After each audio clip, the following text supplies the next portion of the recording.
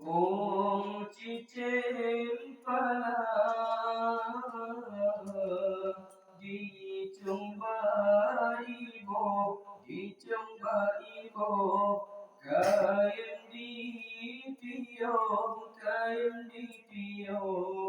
Chung Kain Ba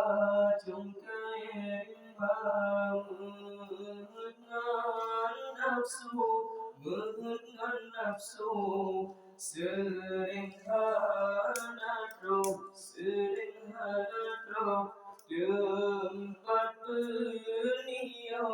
tempat penio sinolam doya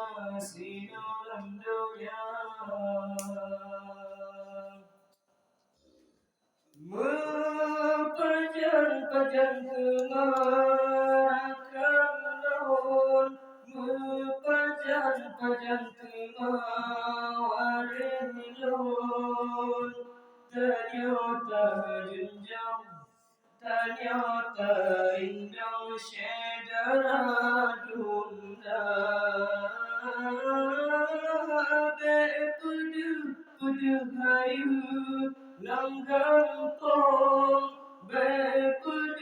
Pudu sangka Ngangkaong Ternyata jenjang Ternyata rindang syedara dunia Empah guna hidupku di cunguk kaji melagu Meribe macam ya puturut Hawa dengan nafsu bertak bertengku Jipa suruban Mitra rezekinya abai mendadak Jodoh terkejut Berat kebi rasa Peturun nafsu Malaikat halale Peturun hati Kahabihnya Umpung cicim pala Di cempa ibo Kain di pio Chung kain ba Mengenal nafsu Sering hanatro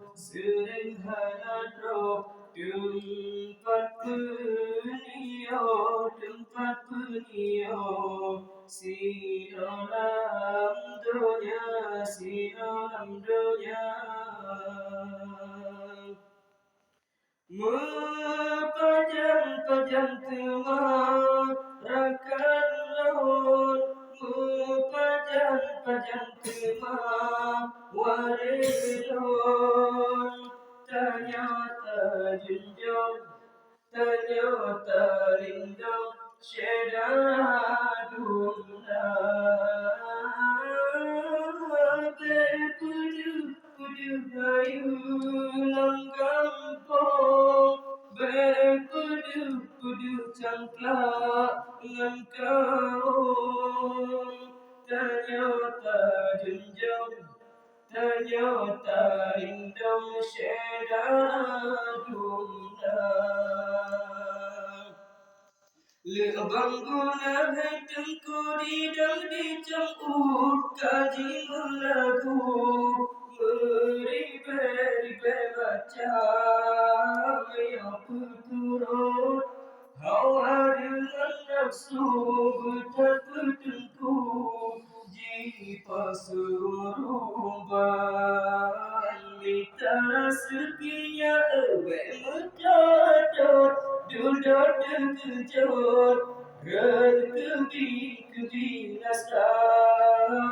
Peturun nafsu Malaikat halale Peturun hati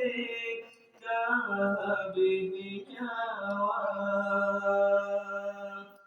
Pung cicim para di trong ibo kain di pio chung kain ba